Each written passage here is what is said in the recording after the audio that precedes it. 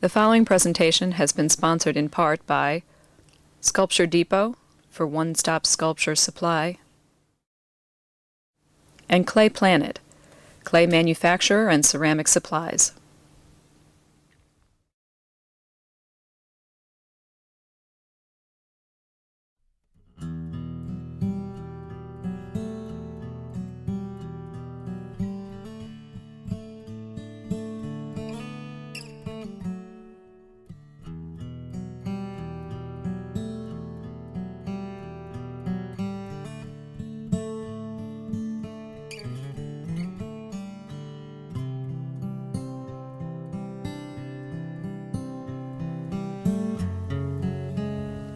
Throughout his career, Philippe Farreau has extensively researched racial differences, the mechanics of expression, and the aging process. In this program, he will demonstrate modeling faces of men, including structure comparisons between different ethnicities, facial landmarks specific to the masculine face, and the effects of aging will also be shown. Philippe's use of models has evolved over the years from the challenge of creating a likeness to using the model's bone structure or most striking features as a starting point from which to create a specific sculpture. In his most recent work, the likeness is unimportant. Instead, his goal is to be able to create images that have enough power to convey a clear emotion to the viewer.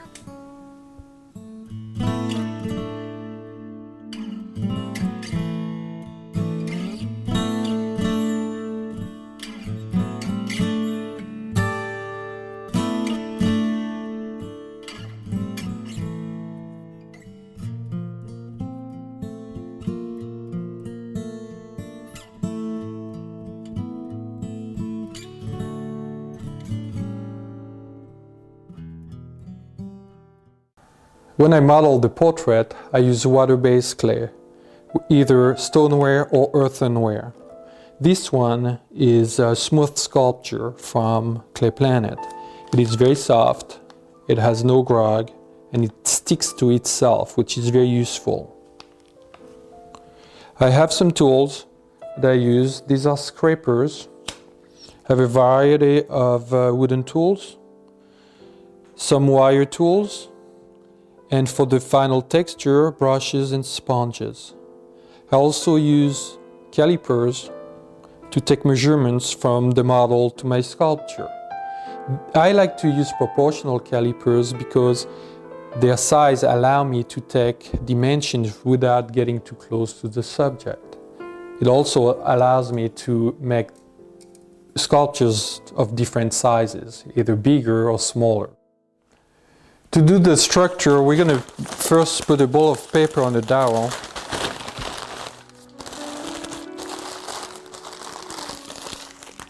To support the head. Just roughly around, but pretty tight.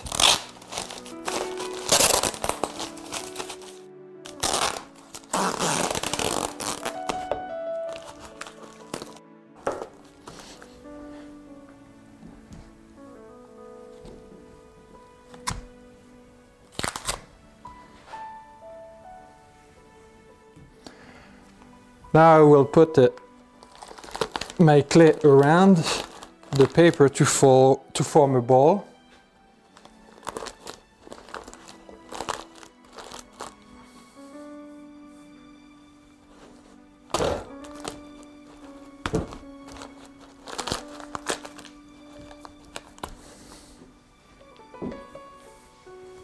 This part goes fairly fast.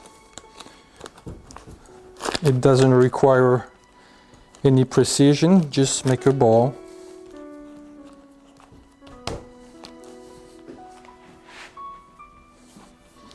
The size of the ball depends on your model. Of course, I like to work full size, life size.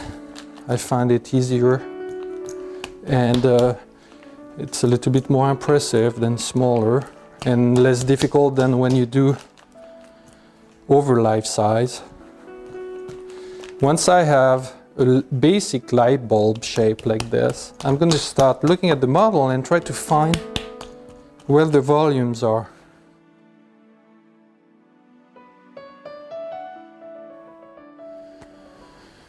Now the first thing I do once I have the basic volume in place, actually they're not the volumes of the face but they're just my base, I'm going to start deciding where the back is and add enough clay to form the back of the cranium.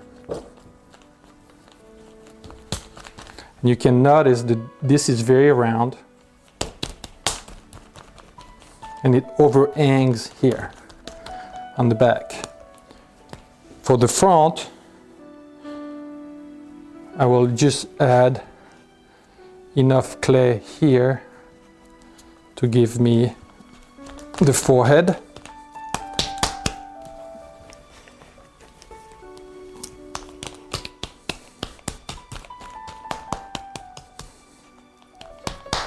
Like this. I'm not going to go much further than that as far as the details of the cranium. As long as I don't have the base of the face here, it's a little bit difficult to see if everything works together. So I'm going to put just volumes of clay here until I reach the volume of the maxilla.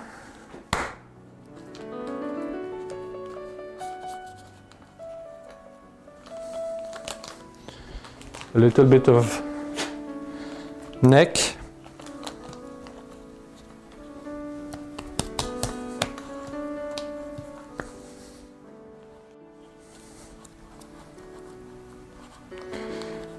The neck has an angle like this. It is not straight down, it follows an angle.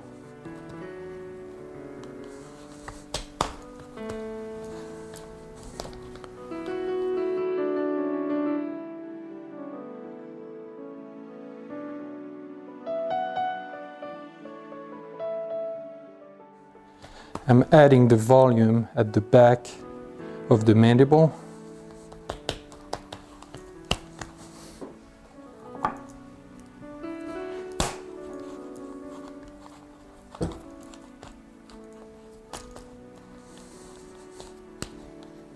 So all this is done in big slabs of clay. So the volumes go together fast. There are only 3 measurements that I take that are important. They are from the model, this one from the hairline to the chin, from the front to the back, and here from the widest part of the zygomatic bones. Those are the only 3 measurements I take when I do a portrait. Now it doesn't mean that you can't take more, it's just the way I do it. I don't like to be too attached to measurements, so those are just the base and I go from there. So here I'm going to define a little bit more the mandible. I'm going to define the back of the cranium and the width of the jaw.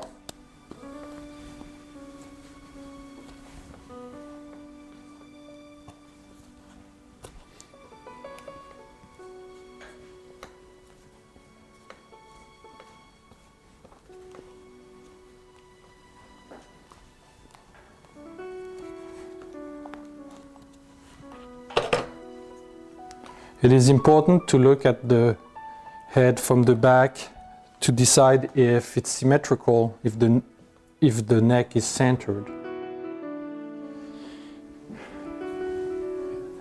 One very important landmark that I use when I do portrait is called the glabella. Is the center here, just between the eyebrows. Then there is the cheekbones. These are places where I will spend some time, make sure that they are located at the right place. So those 2 points, this point here, and here on the back, on the side, there is a the width of the zygomatic arch that I will add.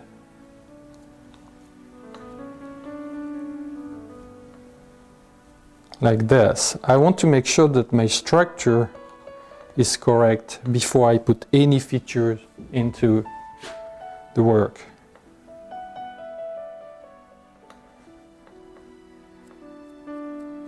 I will dent a little bit if I need to make sure that I know where the eye sockets will be.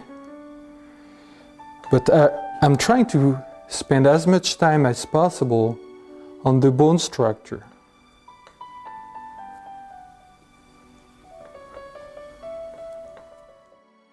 Since in this video we're focusing on men, let's see where the differences are, or at least the major landmarks. The difference mostly in the skull between a man and a woman, besides its size, is the width of the jaw, wider on a man, and the brow bone protrudes more on a man than on a woman in general rules.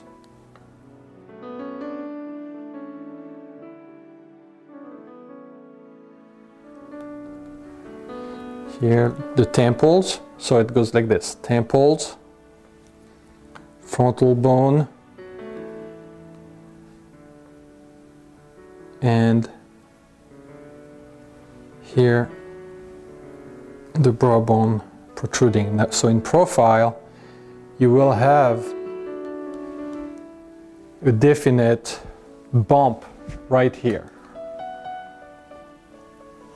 That will define it more, it will make it more masculine right away. There's another thing here that will help too, is the strength of the maxilla, the barrel of the mouth. A little bit bigger for a man than a woman.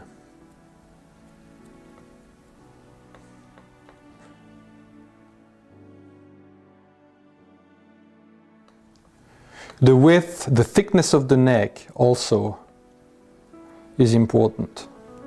More thickness for a man than a woman.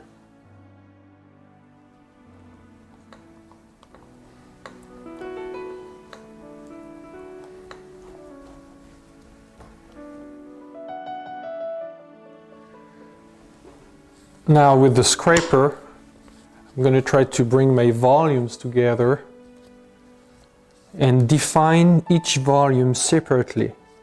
I will try to define the zygomatic arch, the mandible. Here you have a ridge formed by the masseter muscle, like this, the barrel of the mouth. Same on the other side, the zygomatic arch and the cheekbone here.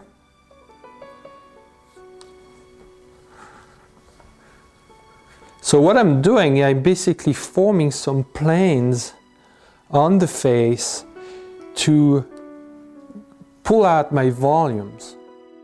At this point, you should already be able to tell if it looks like the person.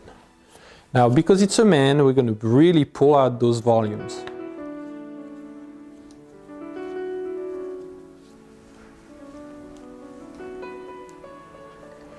Here I'm going to give it even a little bit more bone, like this.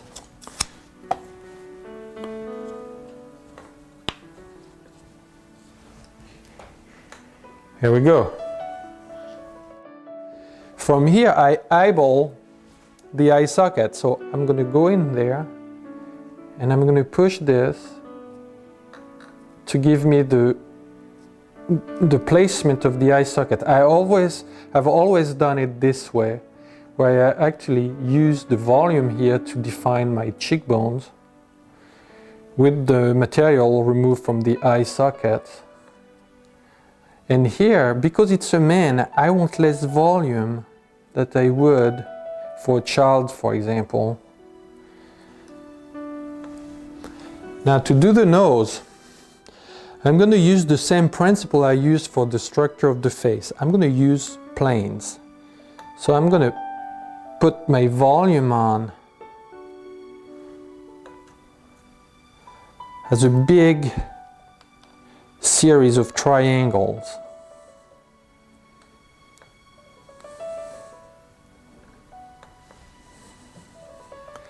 Of course, this is a very important time to check the profile of your model. So let's see, we're going to try to find a sample way to do it, something that works every time. It might be a little bit long, I'm pushing it up. I have 6 basic planes, 1, 2, 3, 4, 5, and 6. These always come back. If you look in profile, that might be a little bit too high at the point, but I'm not worrying about it. Right now, I can just drop it a little bit. Once I have those 6 planes, I want to develop more planes. So here I'm going to give 2 planes, 1 on each side like this. Then 1 on the top on each side, and 1 here. So 1, 2, 3. I'm going to pinch it here and pinch it there to define the nasal bone.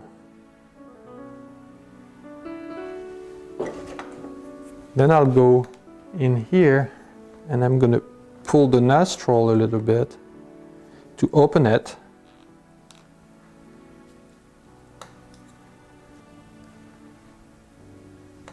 And now I can start refining a little bit. I also have a nice plane here. The septum here is lower than the nostril. I have a little triangle here.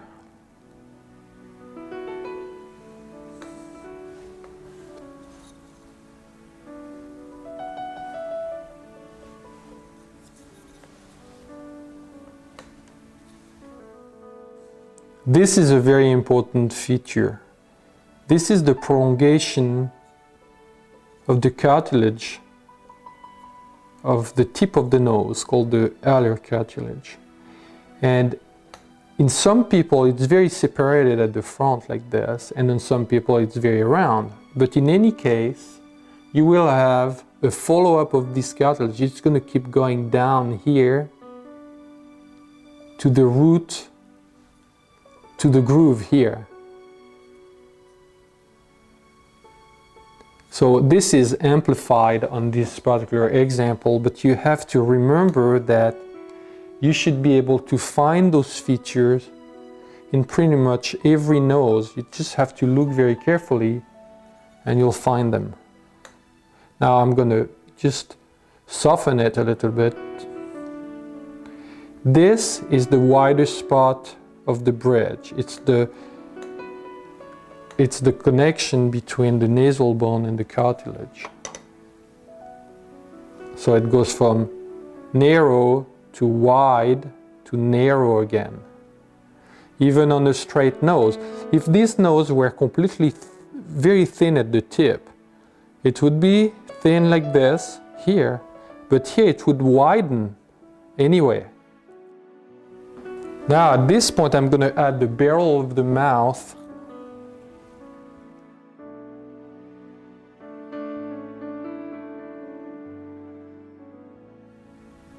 Instead of adding the lips one by one, I'm going to add the whole volume at once.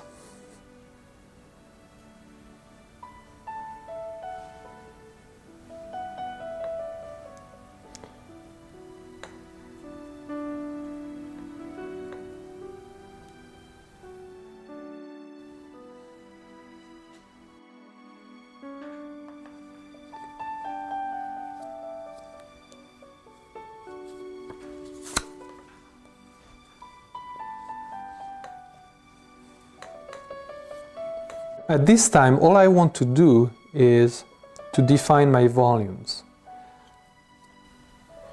Now I will place the ear level with the top of the eyebrow and the base of the nose. Approximately, the best thing to do is take measurements from your model.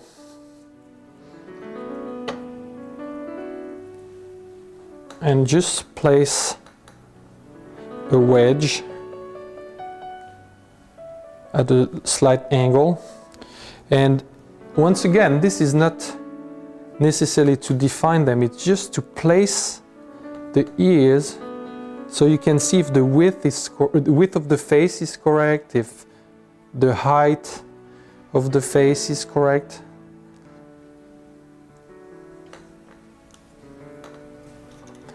Here I need to look at it from the front to determine the height.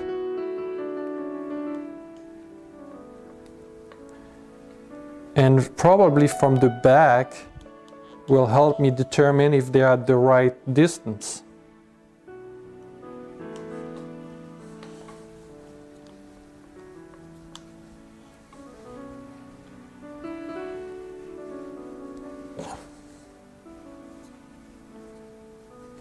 I'll just define a few planes on them.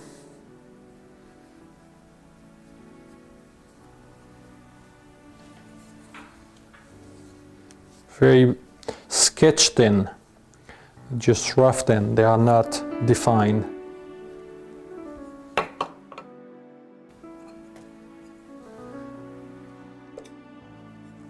The ear, like any other volume of the face, can be kind of put into planes.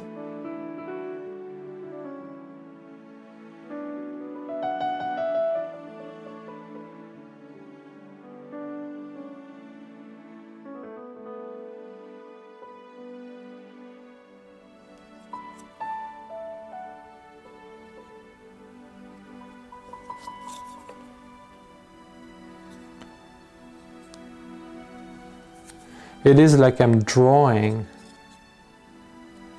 flat surfaces. Here there is a definite step. It goes flat, step down, step, and then down here.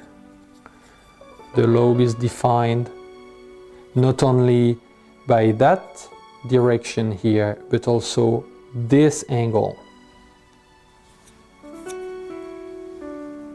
This, that.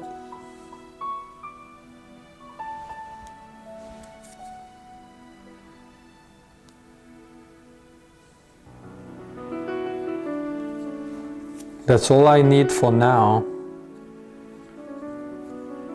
I try to not go too far until I'm certain that my volumes are correct.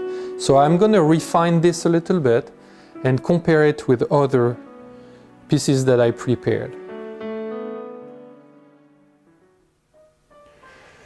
I refined this piece a little bit more than I would usually at this point, but it makes it easier to compare with different facial types.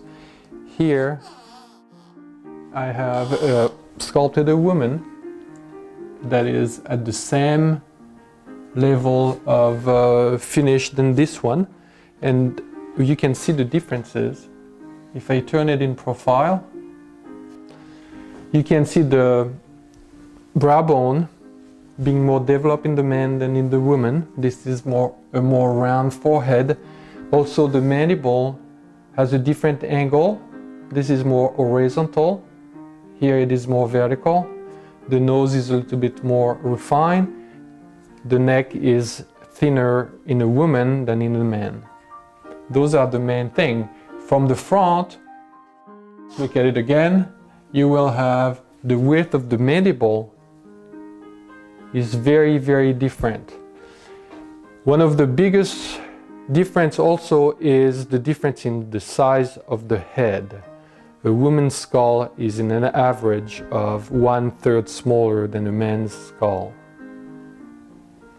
I also prepared few other pieces to compare different volumes. This is a friend of mine who is African American. You can see the difference in the width of the nose, the protruding of the maxilla, and the roundness of the forehead here. If I turn it so you can look at the profile, you will see these differences. The maxilla protruding, the nasal bone flatter, and maybe a little bit of a stronger forehead. The next piece is modeled from an Asian model, a Japanese gentleman, and you can see also some major differences. The cheekbones are more pronounced, and if you look at the profile of the two pieces here, you will have here the maxilla much more developed, the face flatter overall, and the cranial vault, which is the distance from here to here, is going to be shorter, making the skull a little bit elongated toward the top.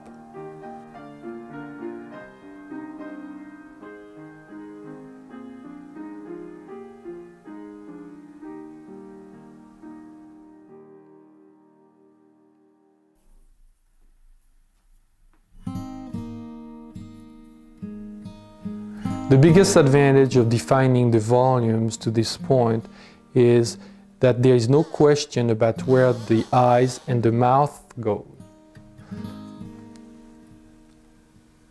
We have to think of the mouth as an opening in the face. So what I'm doing here, I'm basically slicing open here to just give me the lower lip, and then I'm going to curl the upper lip. You have 5 planes involved for the upper lip. You have 1, 2, 3, 4, 5, and actually you have another one here. It's the junction of these planes that give the definition of the lips. It will be the same thing for the lower lip.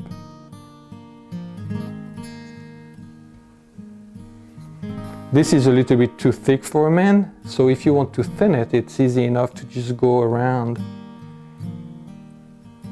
and move it like this.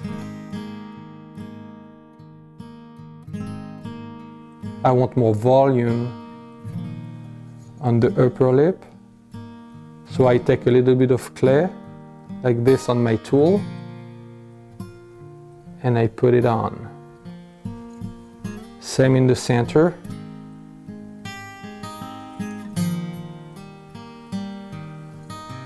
And then I define this line, the center.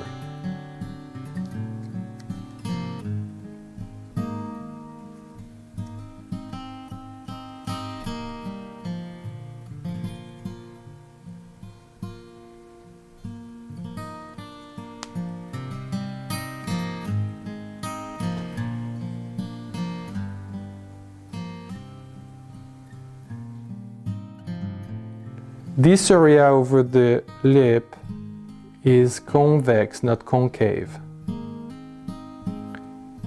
This is going that way and not this way.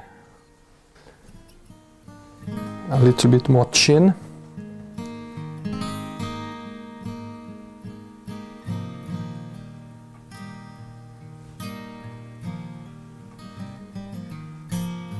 There is a certain bulkiness here on each side of the mouth. This is the result of the conjunction of all these muscles, the zygomatic major and minor, risorius, that gets all connected here around the orbicularis oris.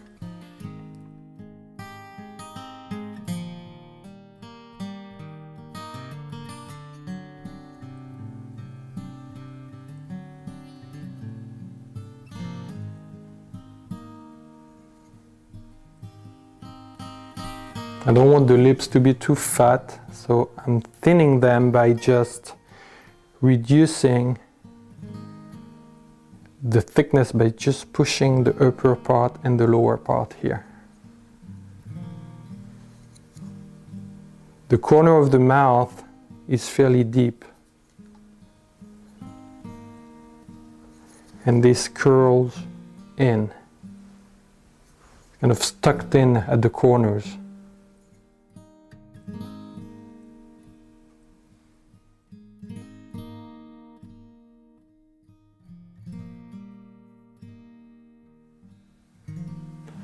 The placement of the eyes is very important for the likeness. There are some landmarks that you can use, and some of them you have to create. For example, if I'm not sure, I'm creating two vertical lines going from the nostrils up, and I will adjust my eye, depending on the model, from these lines. The second landmark is going to be your nasal bone. The distance from here to the surface of the eyeball will determine the depth of the eye.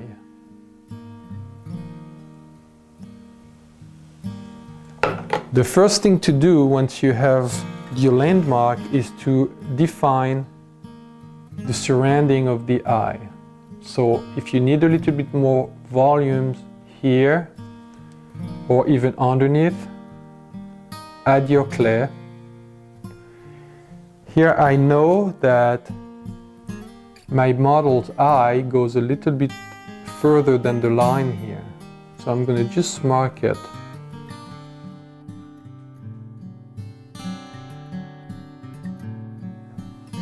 Now I will take two pieces of clay and make two balls and elongate them to the shape of an olive and set them in the eye socket. Put some pressure.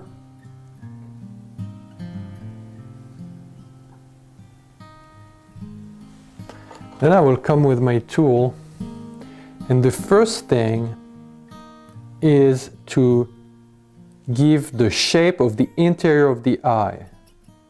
The interior of the eyelid, following of course your model.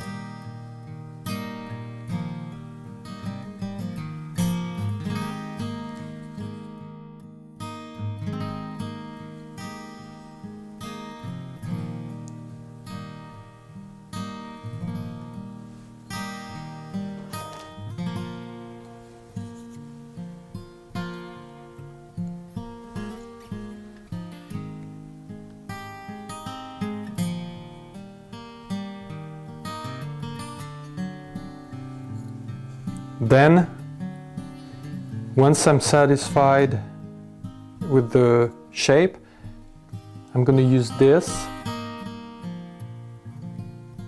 to do the volume of the eyelid.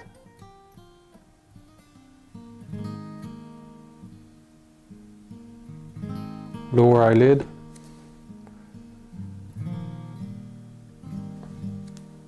Upper eyelid. And it gives me the basic eye. There is more work to be done, but I can check the placement, the depth from the profile, and the angle of the eyelid.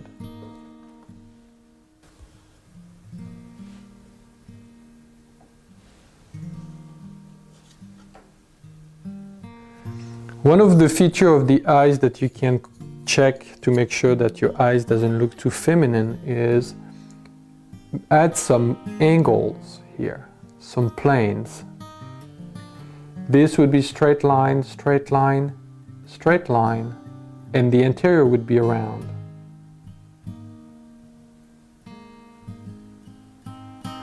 Here you can go down and up in the corner with a little bit more planes that you would usually do for a woman.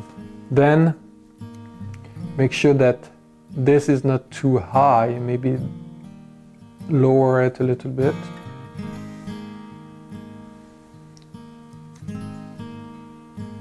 I'm going to add a little bit of clay right here. Define the lower eyelid. Now the eyelid is the same thickness all along the eye. So you don't want more thickness at any point. Sometimes in the very corner it gets deeper, but that's it. The inner part of the eye is lower than the outside corner.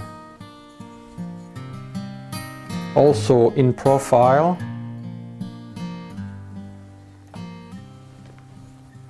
the lower part of the eye is recessed from the higher part, meaning that there is an angle from the upper eyelid to the lower eyelid. To indicate the iris for clear eyes, I use just a shallow groove.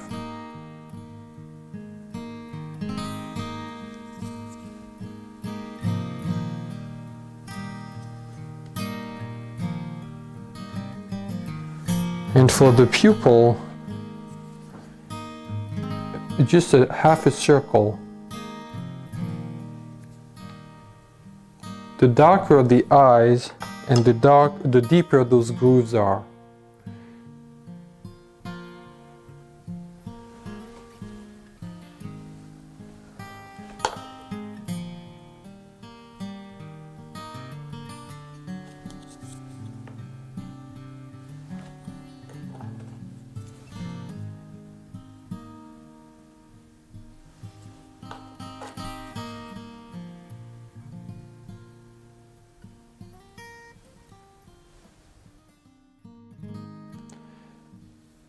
Now with a little bit of water and a sponge, I will go around all over the piece, kind of bring the features together.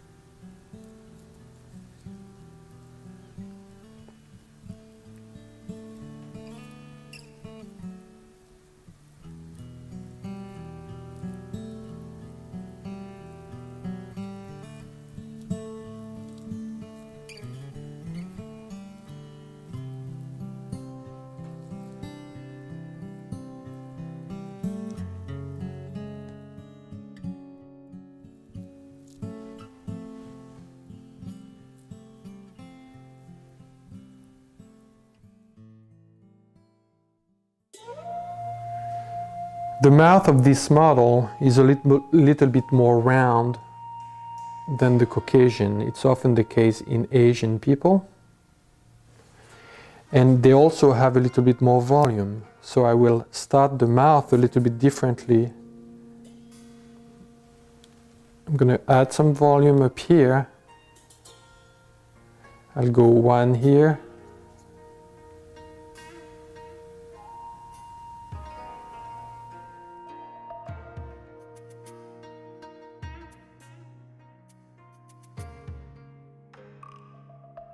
Just to shape the upper lip.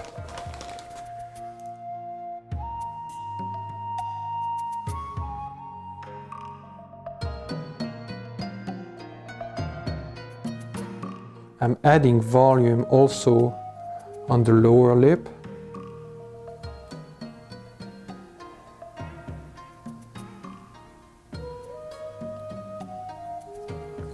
And I am pushing the corners a little bit deeper too.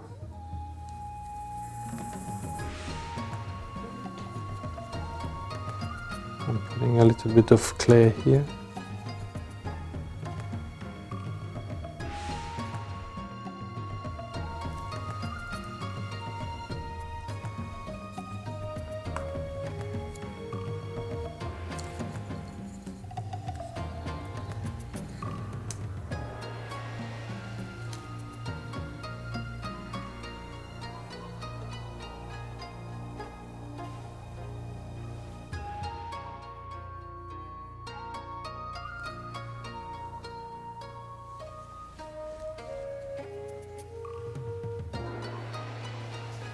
For the eyes of this Asian model, we're going to simplify and fill up the eye socket completely.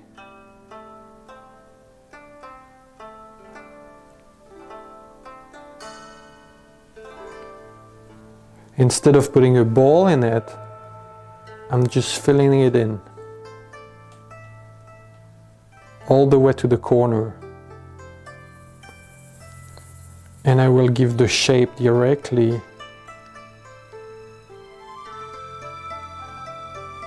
in the volume. I'll push in very deep.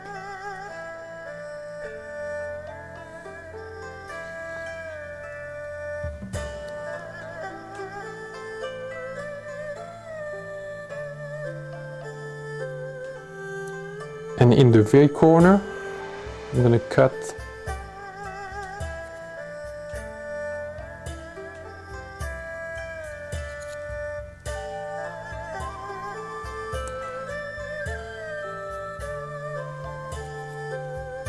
the upper eyelid goes over the lower eyelid.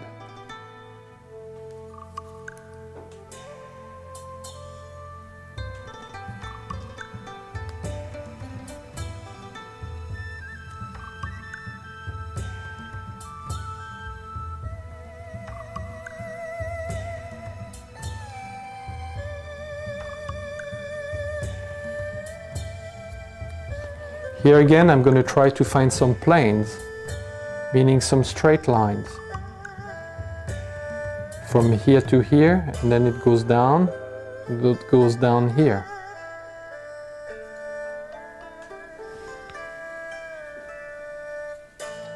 Because these are dark eyes, I'm going to go deeper. I'm going to actually remove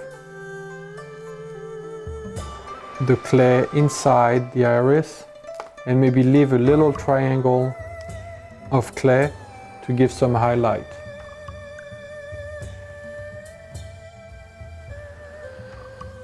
Here I'm going to change the expression a little bit by lowering the eyelids on each side.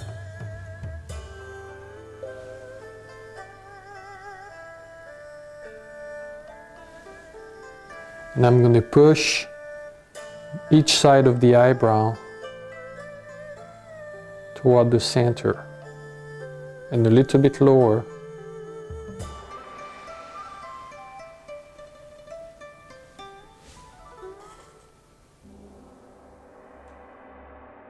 This is a different method of sculpting the mouth.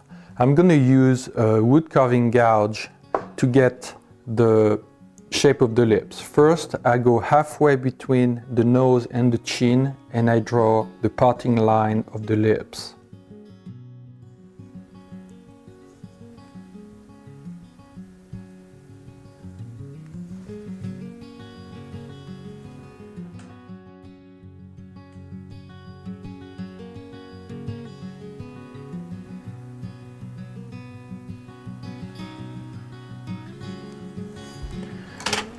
Then I come back with my tool and deepen the corners.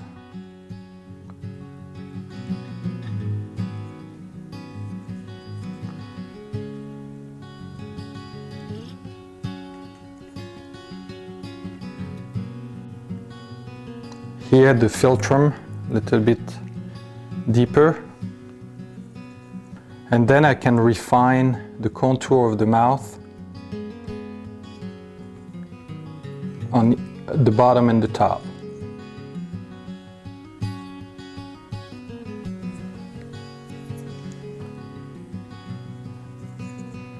The bottom lip is separated in two volumes and the upper lip in 3 volumes.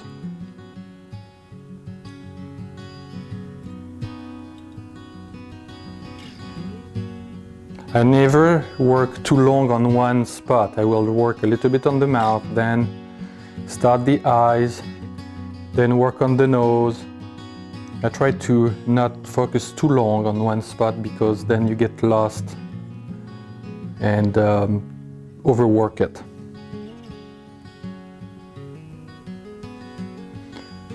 Shape the contour of the orbicularis oris.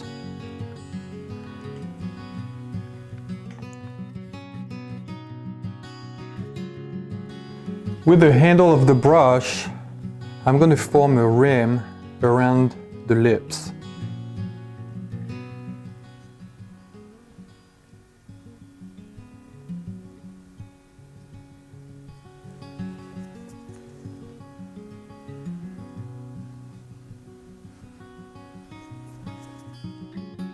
Upper lip, same thing.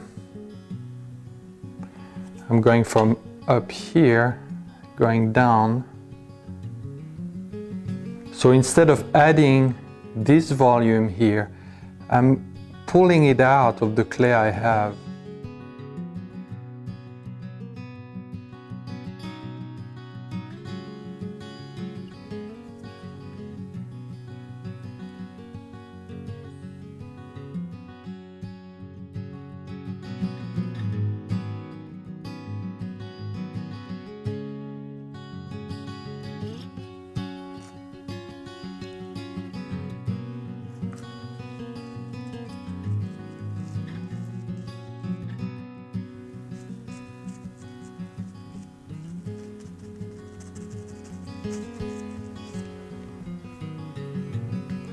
No matter what ethnicity, gender, or age you're working on, there is a view that is very important to check from time to time, and it's from underneath. From here you can see the barrel of the mouth and how it goes very round like this, the shape of the maxilla. People have a tendency to make the mouth too flat. This is one way to prevent that, is to look at it from underneath.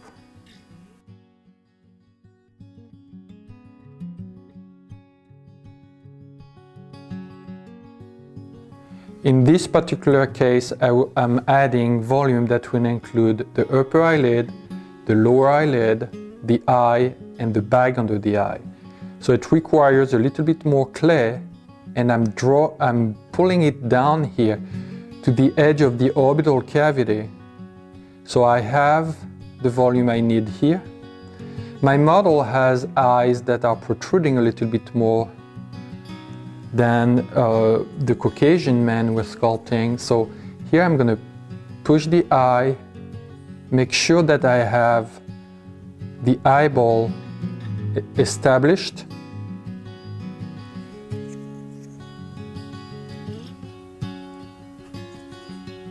Don't forget that an eyeball is about 24 millimeters in diameter. It's about an inch. So you can't have it too wide here. It has to be around this way, around that way. Now I'm going to move this down.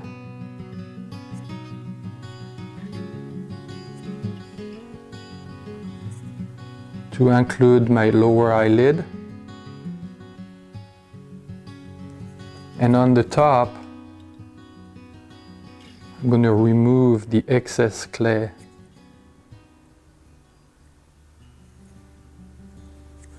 But I'm going to leave enough to have a bigger eyelid.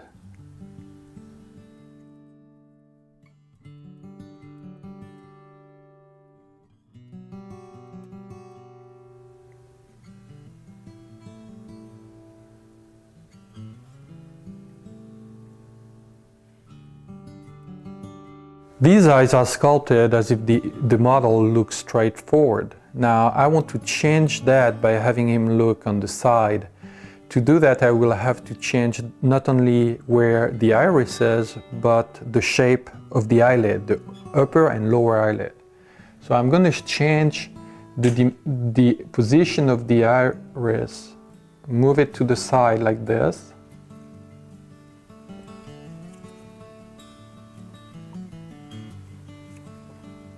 First, I'm doing the iris.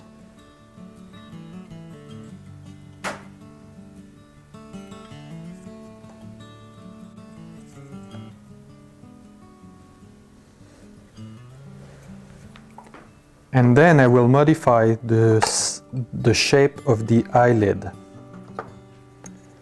I have to bring this eyelid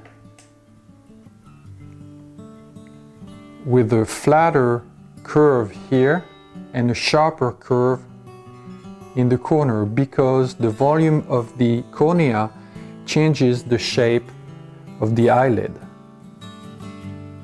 So on this side it's the opposite.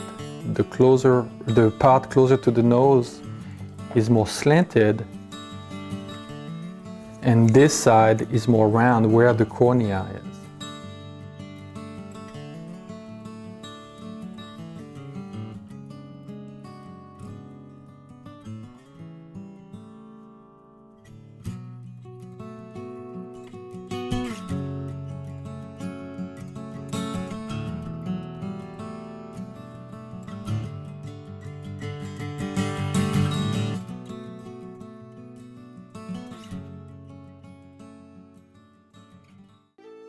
It is important to understand the anatomy of the ear before trying to sculpt it.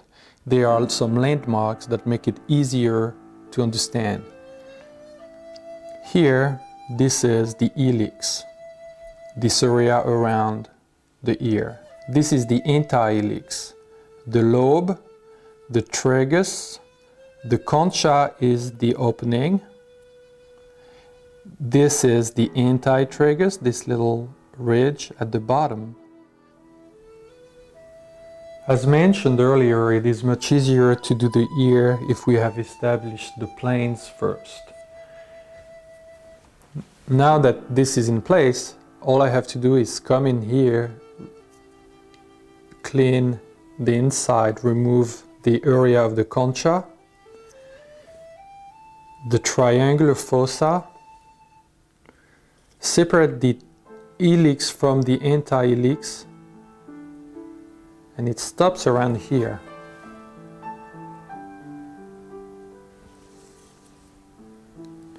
Make sure that the tragus has the right shape. This is deeper toward the skull here.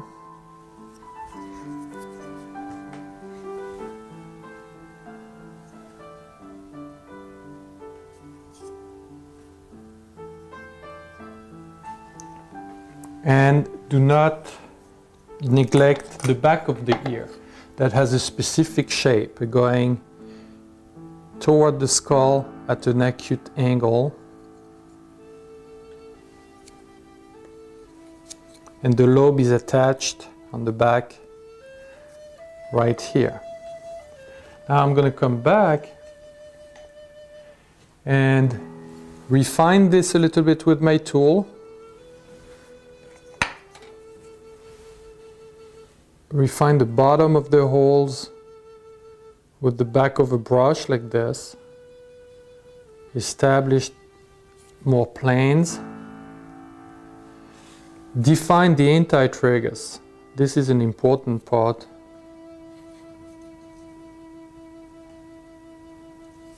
And then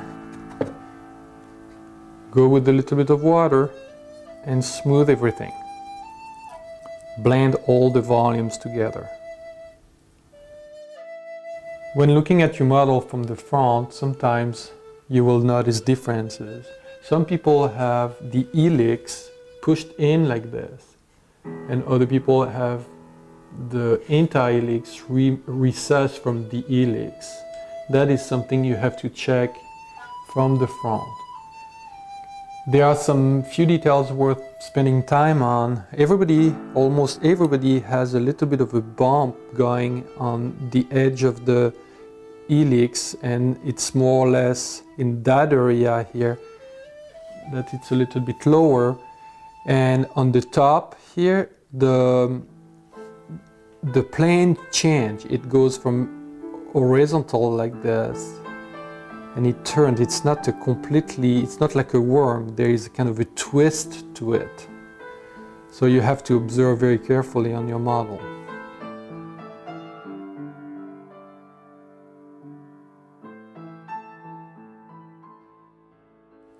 Once all the features are in place, it's time to experiment with expression. It is interesting to see what happens when you change just a little bit of the features. Here I'm going to start with a smile. The main focus of any expression will start with the eyes. When you smile, there is a puffiness that appears at the bottom of the eye like this. The mouth is pulled up but also back. So I'm going to push it up, back. The consequence of this is that the lips will be tightened against the teeth, so this won't be as protruding. So the lips are thinner, the cheek will go up.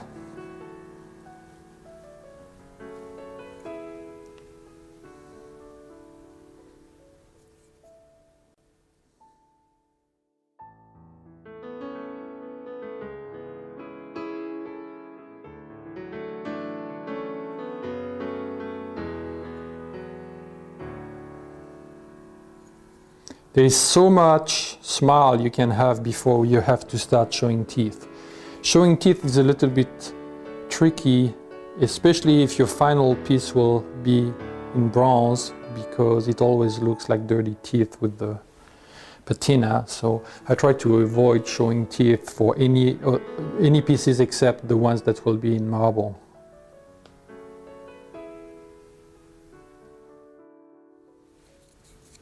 Be careful not to go too high here like this. The lower eyelid doesn't go up like this. It's either flat or concave. It is just a building of the center of the lower eyelid that indicates the smile in the eyes.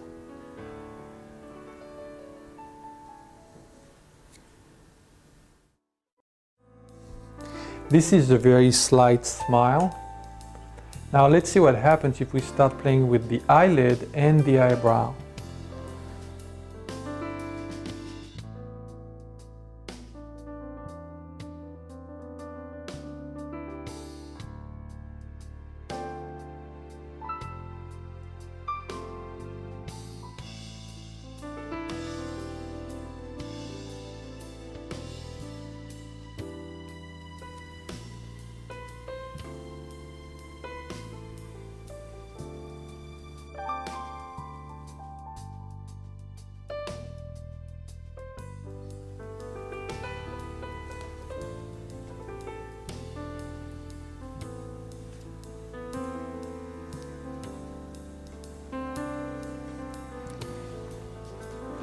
Now it looks a little bit drunk.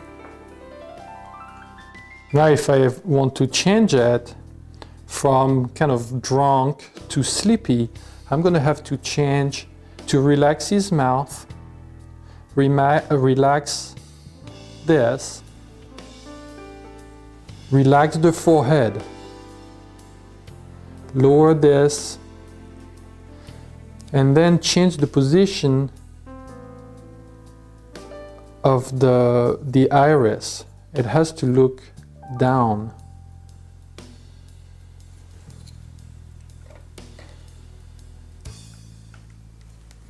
I'm going to relax the lower eyelid too.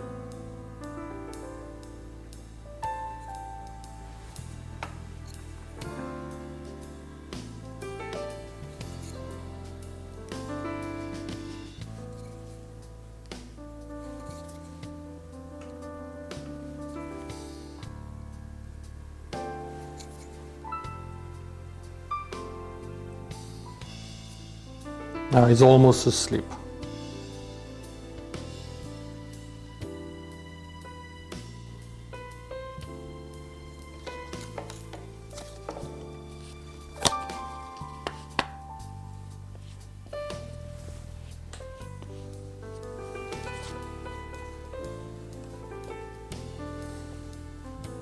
Now that he's very sleepy, almost sleeping, let's change to something else. I will try to give it a look of sadness or grief.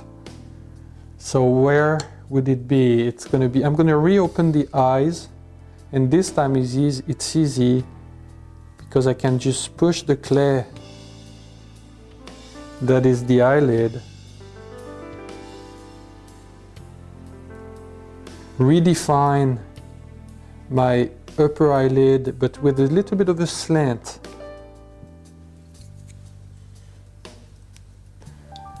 Then what will happen is the eyebrow will go up, but also toward one another.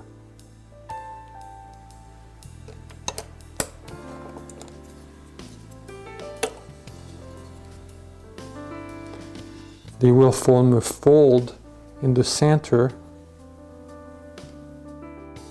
Then the mouth will go down.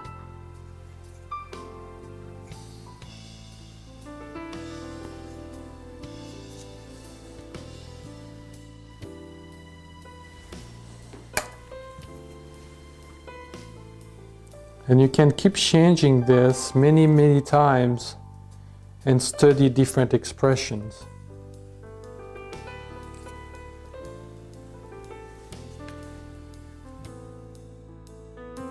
I'm going to continue to change the expression. Now I'm going to try to get him to look very angry. In this case, it's going to happen. Several things will happen. The eyebrow will lower a lot.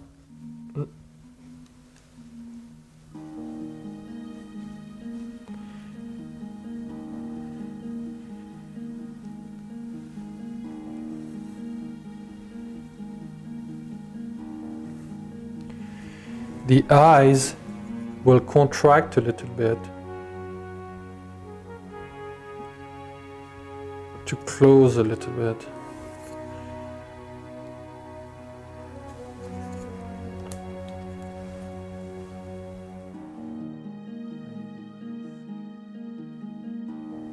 In extreme anger, the eyebrow will appear to be lower than the upper eyelid.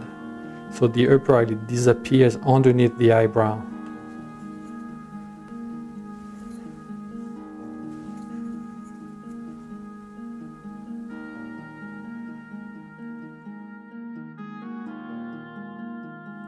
The contraction of the orbicularis oculi, the muscle around the eye, will create a little bit of creases like this. And probably a little bit of a bulging of the lower eyelid. That is for the upper part of the face.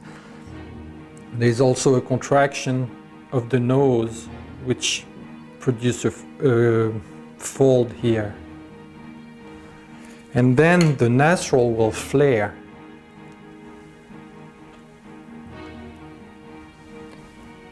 This will be built up higher.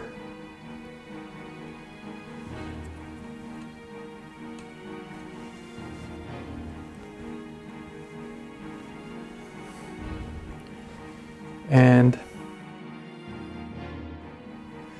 the mouth will contract and the lip will go completely in like this.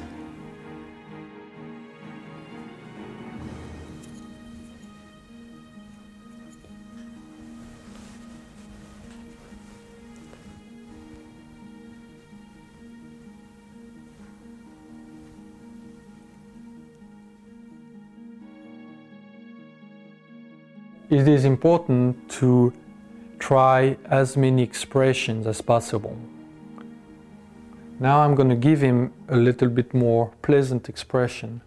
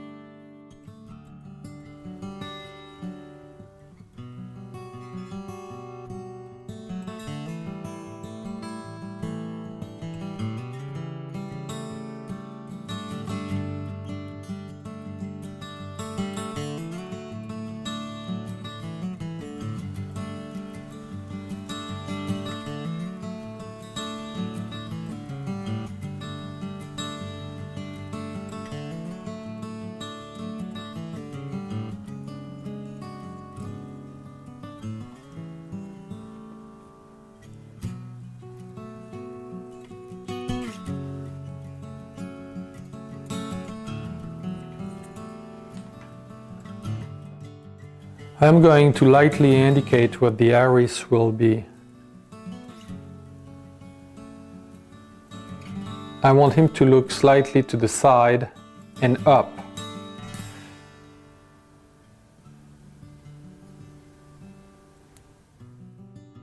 I use a serrated tool to develop my volumes. It allows me to see better if my volumes are correct.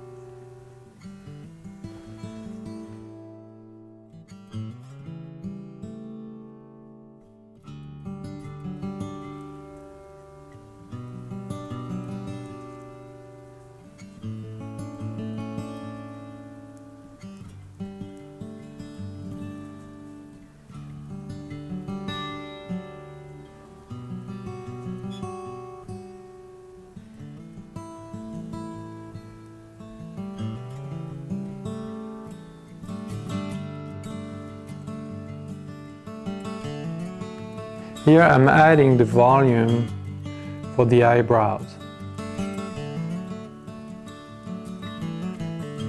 Because it's a man, it has more thickness than it would for a woman. So here I'm just adding the volume, and then in this volume, once the clay has dried a little bit, I will give the texture of the hair.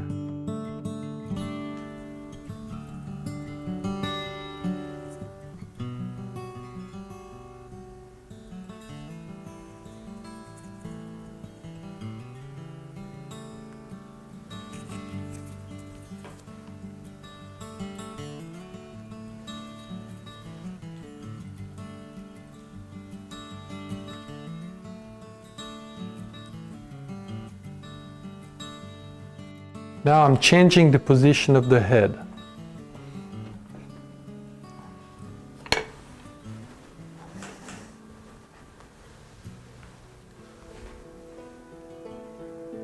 In order to support the shoulders, I'm going to put some paper temporarily.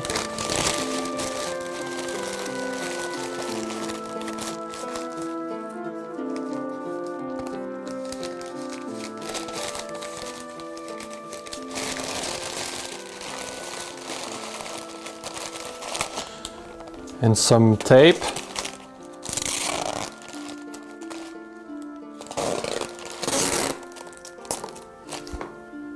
The paper is loose around the dowel, so I can compress it if I need it, but firm enough that it will hold the shoulders for a little bit until it dries enough. In order for the clay to stick to the piece, I'm going to put a little bit of water around the neck.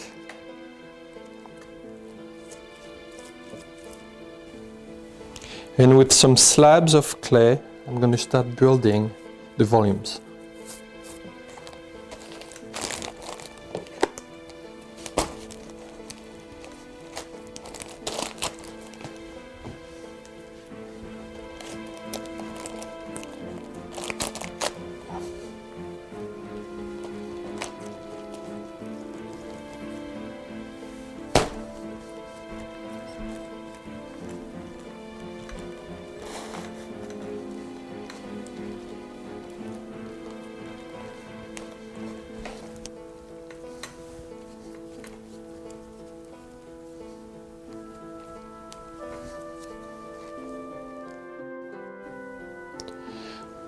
Once the basic shape of the shoulders is in place, I'm going to start building the muscles and the bone structure that shows through the muscles. One of the biggest muscles of the neck is the sternocleidomastoid, starting from the mastoid process at the base of the skull and going down to the sternum and the clavicle, separating here in two heads. Here I will have the clavicle,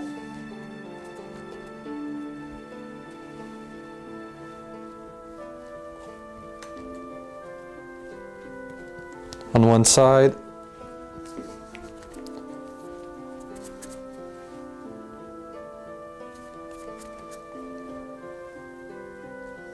and the other side. The sternum is a depression here in the center.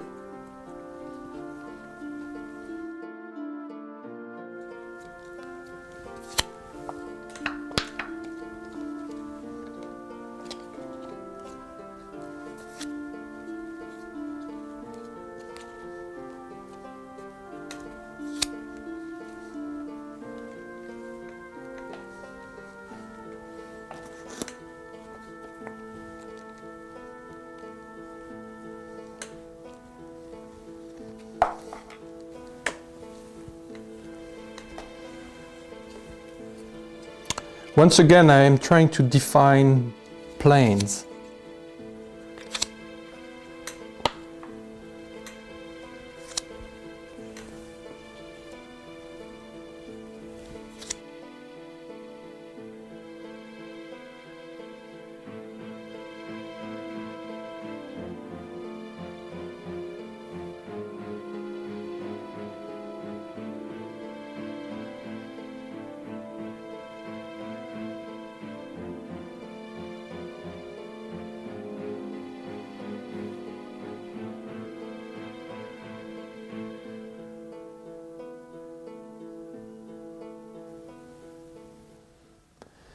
I'm going to use this head to show how to accentuate the masculine features to avoid gender ambiguity.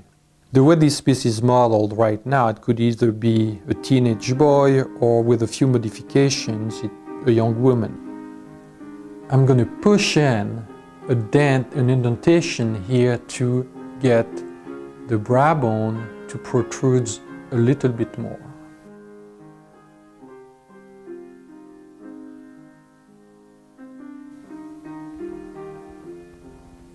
I'm going to take some of the forehead down a little bit to give it a bigger slant.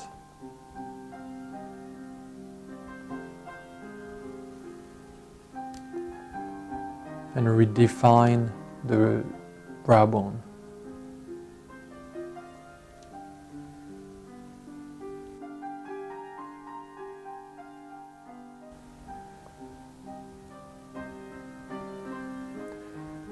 I don't want the eyebrow to be too high also.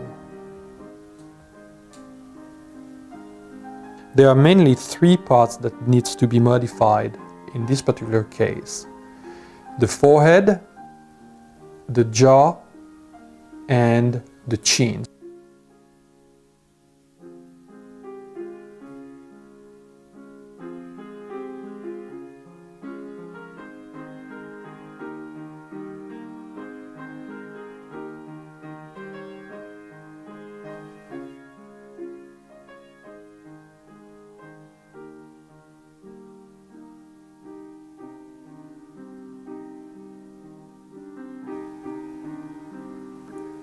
The neck is much stronger in a man than in a boy or in a woman, so I'm adding the sternocleidomastoid, one on each side.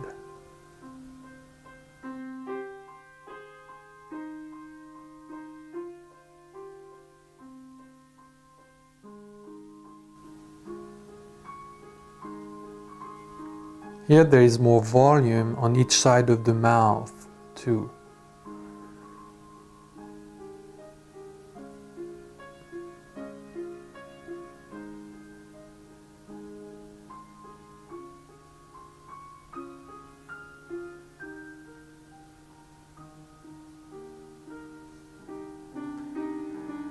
I can define the masseter muscle by adding some clay.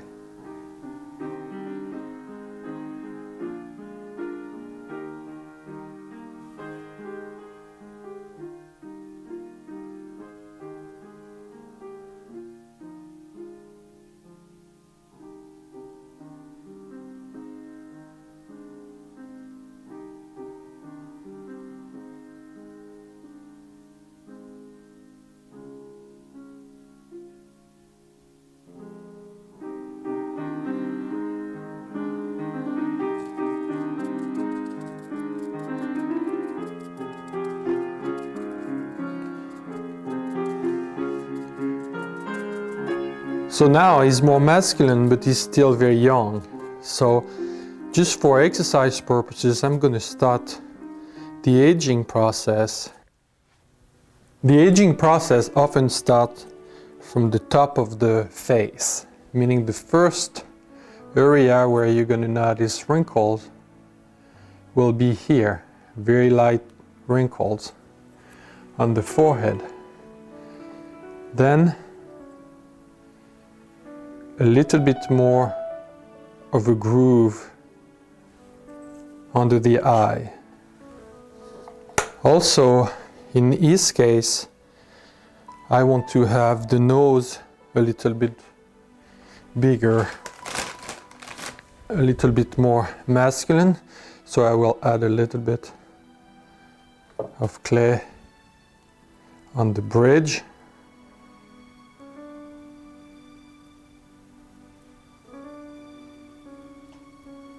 Forming a wide space, then narrow and wide again.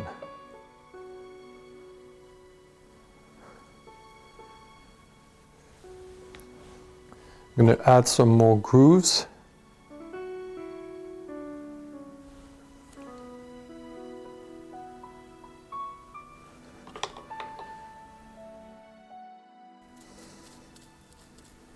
So I'm going to continue the aging process. Basically, I'm going to deepen all these grooves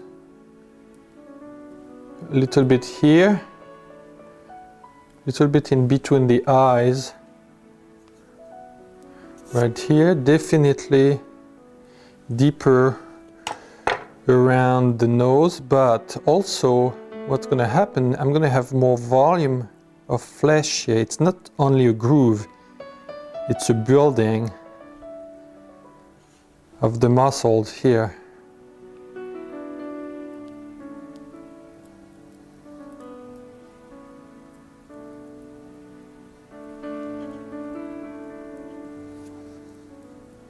So this is deeper.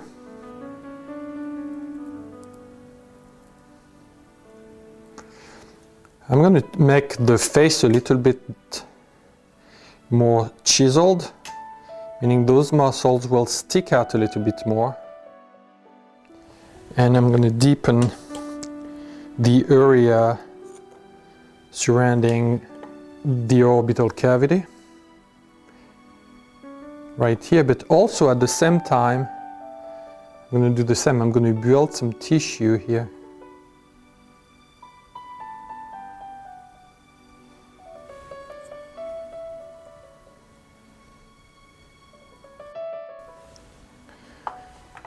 And now the next step is going to be to build up a little bit of jowls. Right here, that's what gave him 10 years, unfortunately.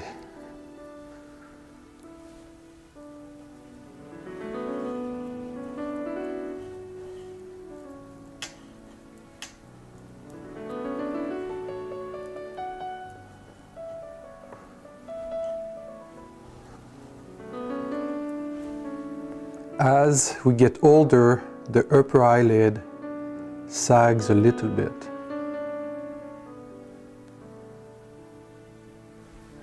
Also gets a little bit deeper right in the corner. This has more volume too.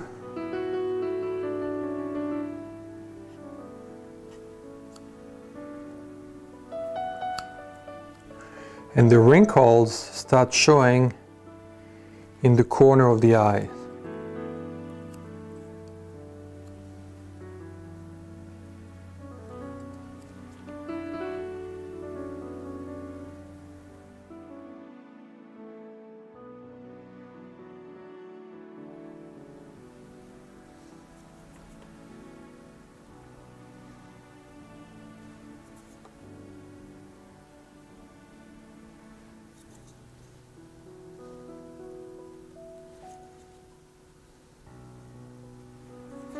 As we get older, our lips are getting a little bit thinner.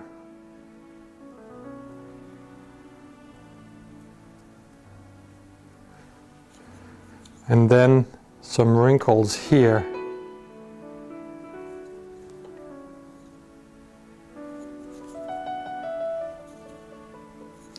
Still deeper here. The nose has a tendency to grow a little bit, so I'm gonna just make it a little bit longer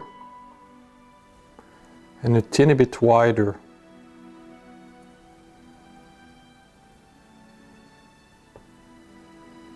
What grows is the tip of the nose.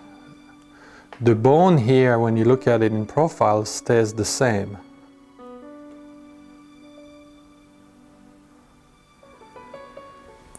And the ears also grow a little bit toward the bottom. The lobe is getting a little bit longer, and the wrinkles happen just on the lobe and on the front of the tragus. Here, oftentimes, there is a double wrinkle appearing. This keeps going down.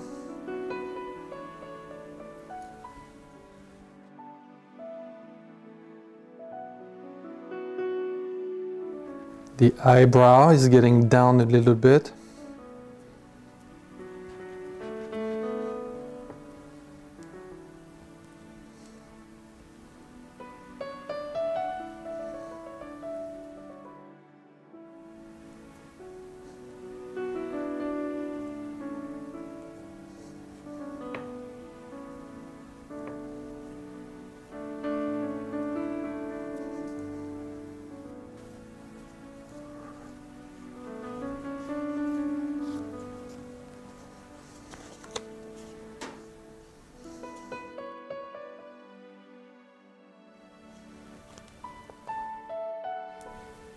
At a certain age, the tendon of the platysma starts showing and hangs a little bit at the bottom like this.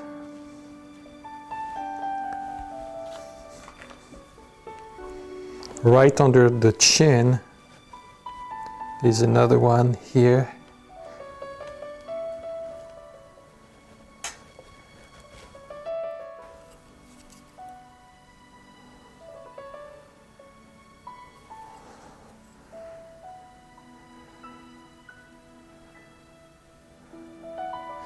Sometimes at an advanced age, this loses some of its fat right underneath here, so the eye socket appears to be wider, and actually the eye is a little bit deeper. So I'm going to dig underneath here to create a hollow, and then come back and lower the eyelid.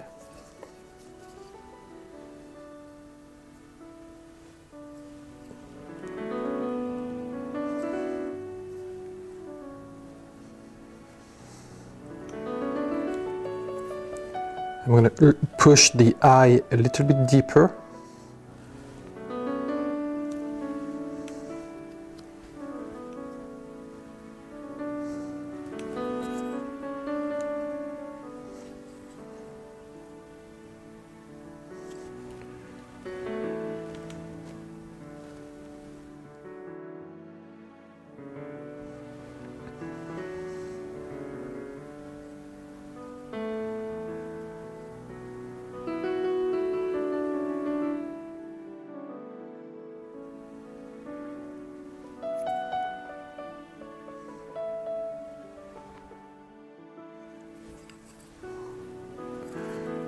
Gonna make the nose a little bit more bony.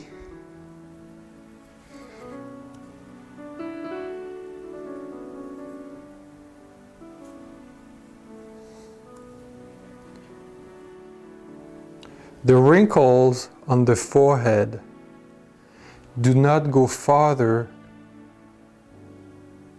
than this line here formed by the temporal ridge.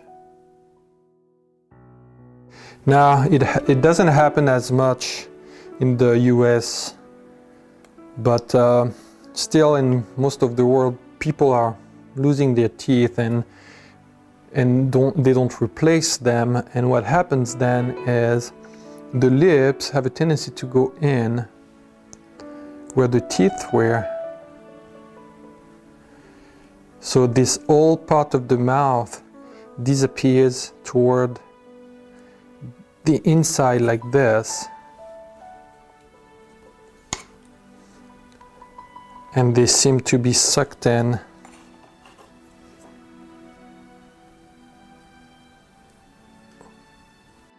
If you lose all your teeth, the jaw is going to come closer together. So this is going to actually go up like this.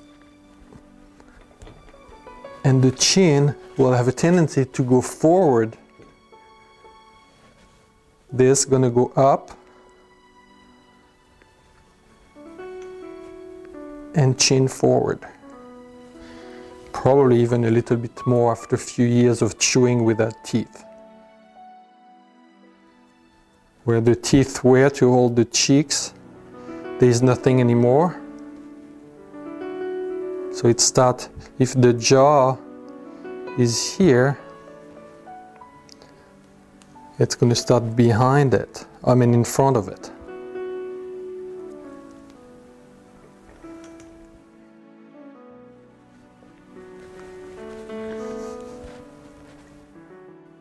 The wrinkles are always appearing perpendicular to the fiber of the muscles. So you can tell, for example, the frontalis muscle runs vertical like this, so the wrinkles are perpendicular to it. It's the action of pulling the muscles that create those wrinkles.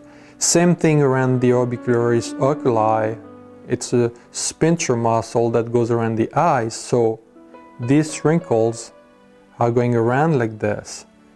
Around the mouth, same thing. They will follow the same pattern. This, here you have the zygomatics that are pulling the skin like this, and that's why you have those deep grooves. Now I'm going to smooth this a little bit so we can see the volumes a little bit better, and then I will change the expression to something a little bit happier. And I'm just going over it like this to soften all those little imperfections.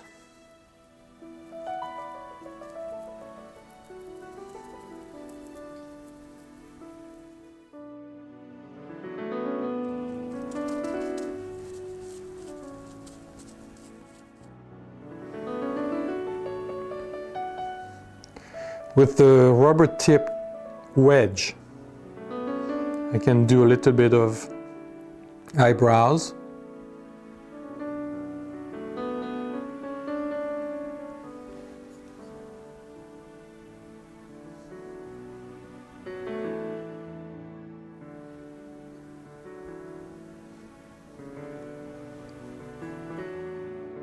The ear, as you grow older, the ear doesn't change much, except it elongates and it gets a little bit narrower, and there is less skin over it, so it appears to be thinner.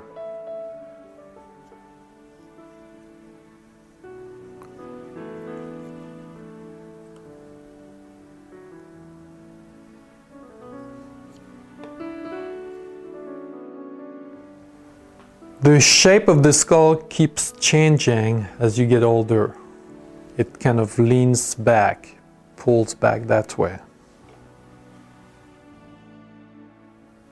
It is not because he's 100 years old that he shouldn't be happy, so I'm going to change his expression very quick to give him a happier face.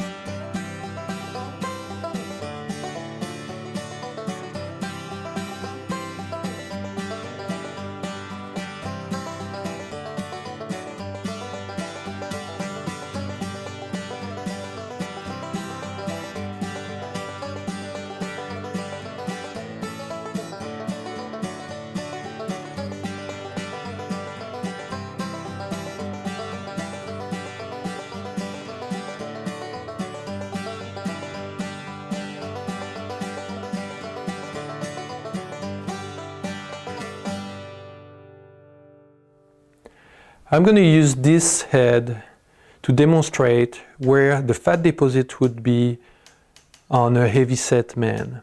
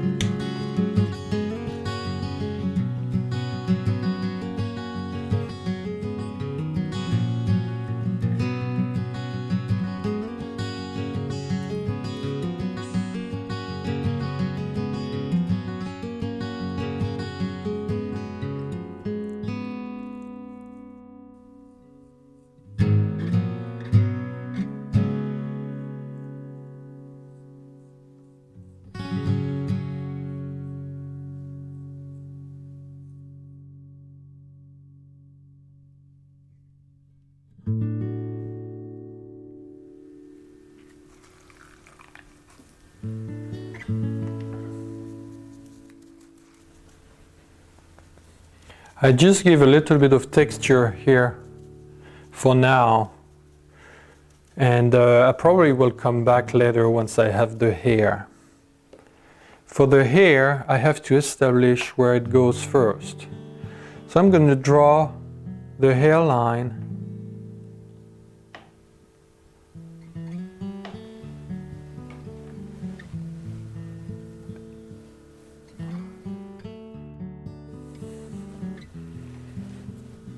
The first step is gonna be to add all the volume. To make sure that the clay sticks to the head, I put a little bit of water first on the skull.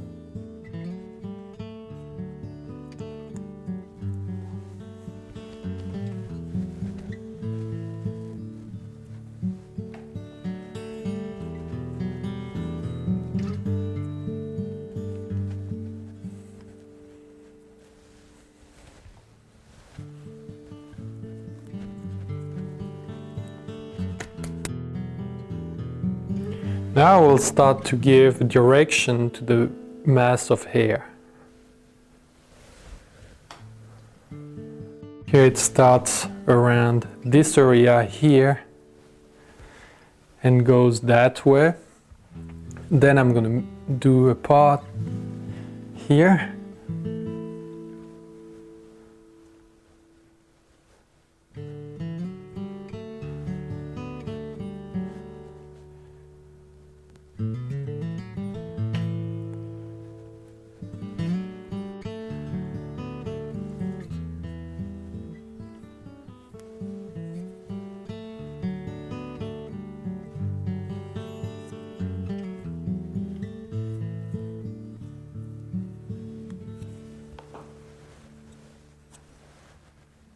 With this tool I can give some type of twist to my planes.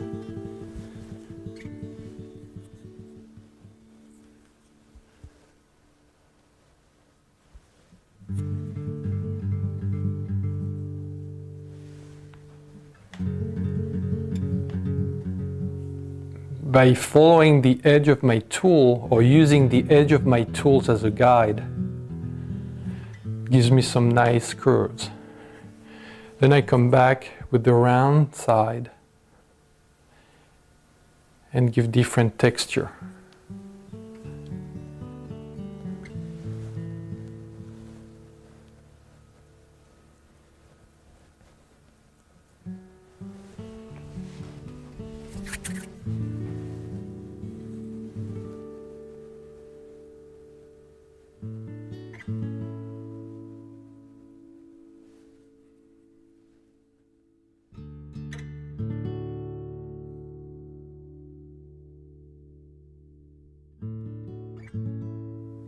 Now I'm going to block in the mustache.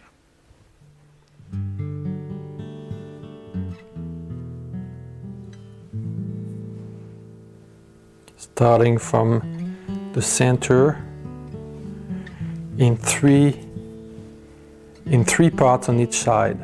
That's a second. And that's the third. Would be 1, 2,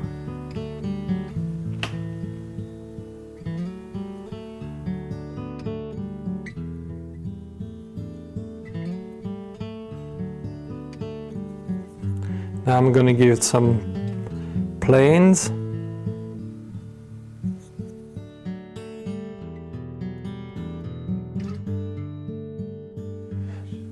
Now I'm going to give him a little beard just on his chin, following the pattern of growth of hair. Then I can come back and just give it a little bit of texture.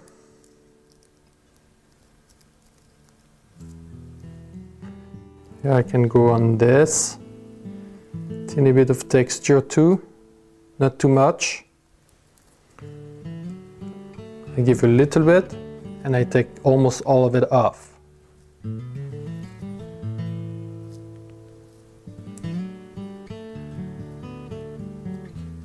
I'm blending the skin to the hair. So the transition between hair and skin is not too visible.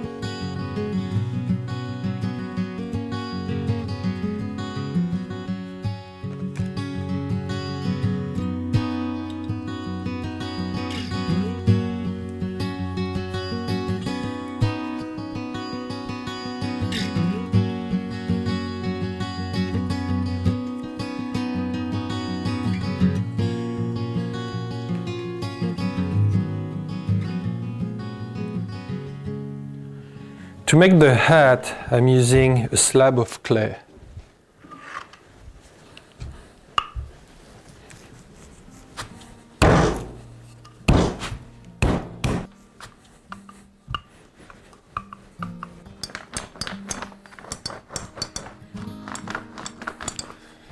I'm making the edges a little bit thinner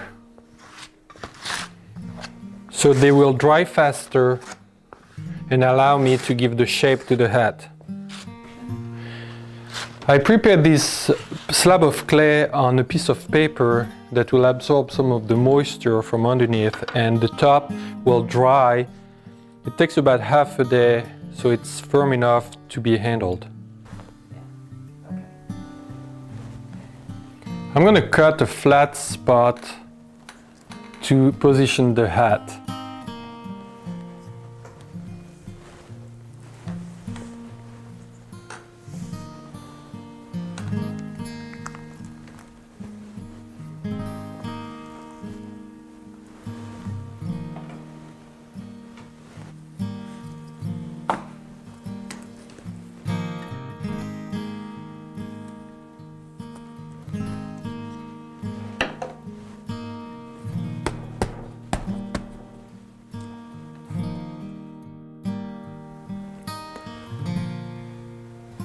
I have to put a little bit of water on the surface here so it will attach, it will stick to my slab.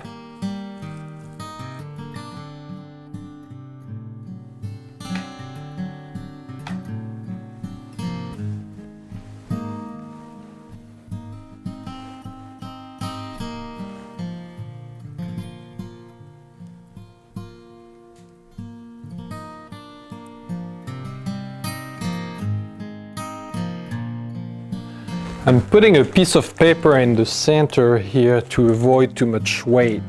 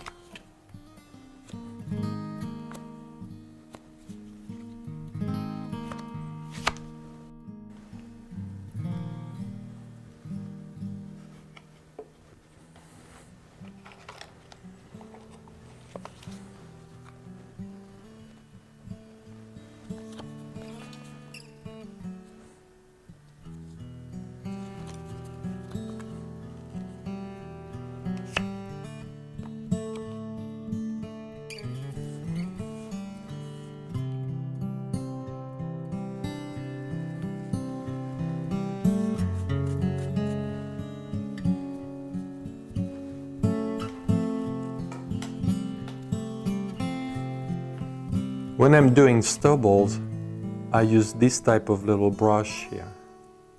And I go up and down, up and down.